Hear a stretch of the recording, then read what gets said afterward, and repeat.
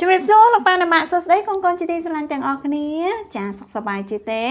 ចាថ្ងៃនេះយើងបន្តមេរៀនរបស់យើងតទៅទៀតណាកូនណាចាអញ្ចឹងកូនទាំងអស់គ្នាត្រៀម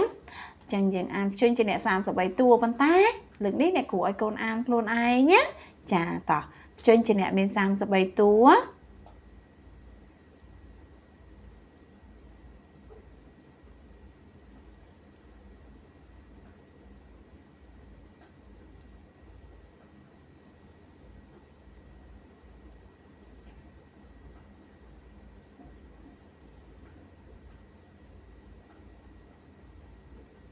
ចាពូកែមែនតានតោះអានជើញអានស្រៈនិស្ស័យទាំង23តួទៀតកូន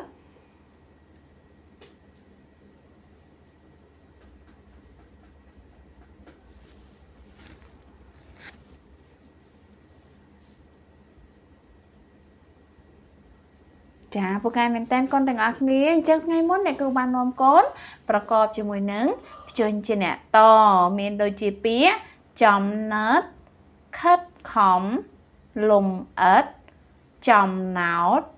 កំបិតកំហិតកំណើតរហួតសំប៉ែតចំណត់កូនអានមើលកូន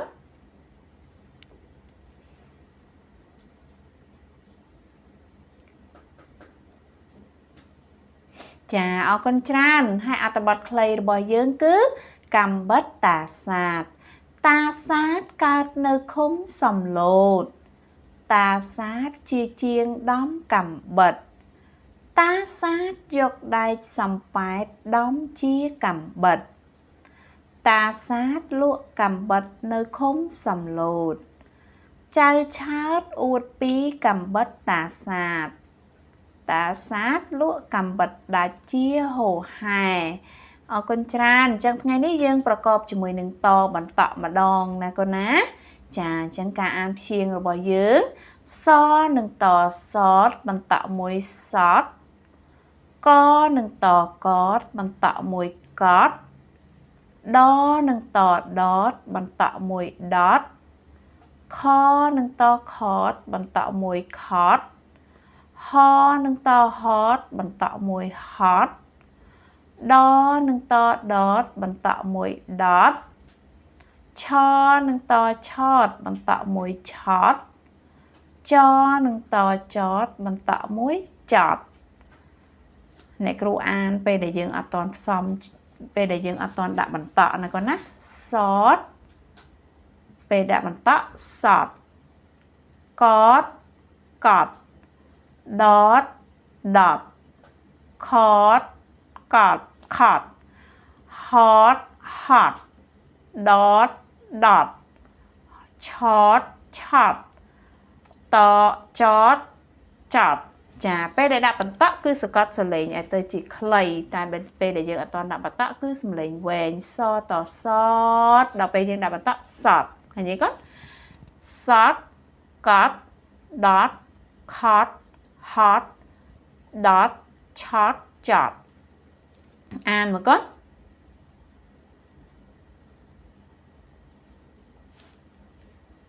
ចាអរគុណច្រើនអញ្ចឹងយើងចូលទៅដល់ការអានជាមួយនឹងស្រៈម្ដង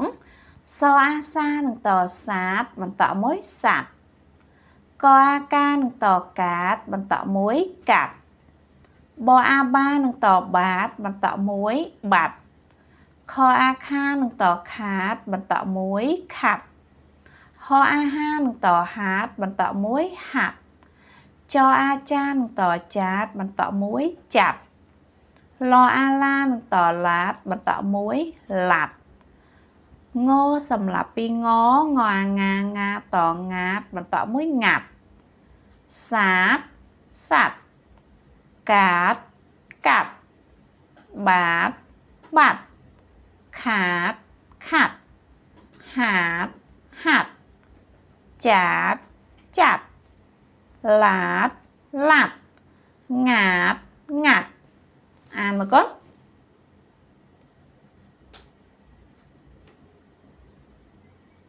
ចាអរគុណច្រើនយើងចូលទៅដល់ការអានពាក្យកំណាត់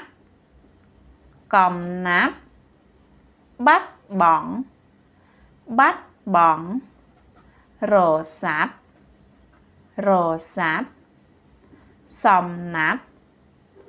សំណាប់កំណត់កំណត់ម៉ត់ចត់ម៉ត់ចត់បំបត្តិបំបត្តិចាត់ចែងចាត់ចែងអំណត់អំណត់កំសត់កំសត់កំណាត់បាត់បង់រស័ព្ទសំណាប់កំណាត់ម៉ត់ចត់បំបត្តិចាត់ចែងអំណត់កំសត់កូនអានដោយខ្លួនឯង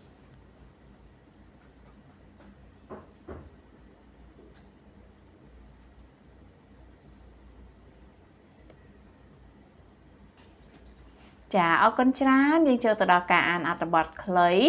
កំបិតពូផាត់កំបិតពូផាត់ពូផាត់កំសត់ដើរលក់កំបិតពូផាត់កំសត់ដើរលក់កំបិតពូផាត់ម៉ត់ចត់ចេះចាត់ចែងពូផាត់ម៉ត់ចត់ចេះចាត់ចែងតាខាត់អាណិតពូផាត់តាខាត់អាណិតពូផាត់តាខាត់ទិញកំបិតពូផាត់ទុកកាត់សាច់តាខាត់ទិញកំបិតពូផាត់ទុកកាត់សាច់ចៅម៉ាត់យកកំបិតកាត់កំណាត់ឈើលេងចៅម៉ាត់យកកំបិតកាត់កំណាត់ឈើលេងតាខាត់ថាម៉ាត់កុំលេងកំបិតតាខាត់ថាម៉ាត់កុំលេងកំបិតពូផាត់កំសត់ដើរលក់កំបិតពូផាត់ម៉ត់ចត់ចេះចាត់ចែងតាខាត់អាណិតពូផាត់តាខាត់ទិញកំបិតពូផាត់ទុកកាត់សាច់ចៅម៉ាត់យកកំបិតកាត់កំណាត់ឈើលេងតាខាត់ថាម៉ាត់កុំលេងកំបិតចាកូនអានដោយខ្លួនឯង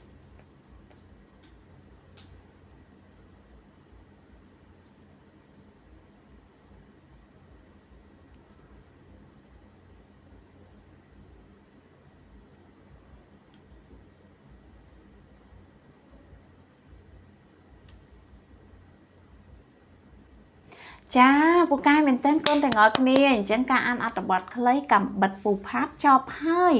អញ្ចឹងថ្ងៃនេះគឺយើងបានយកព្យញ្ជនៈតបន្តមកផ្សំជាមួយនឹងព្យញ្ជនៈពូអរបស់យើងចាប់សពគ្រប់ហើយអញ្ចឹងកូនទាំងអស់គ្នាចម្លងពាក្យហើយនឹងចម្លងអត្ថបទចូលហើយហាត់អានទាំងពាក្យទាំងអត្ថបទឲ្យបានគ្រប់គ្នាណាកូនណាចាអរគុណច្រើនមេរៀនរបស់អ្នកគ្រូដល់ពេលបញ្ចប់ហើយជួបគ្នាពេលក្រោយ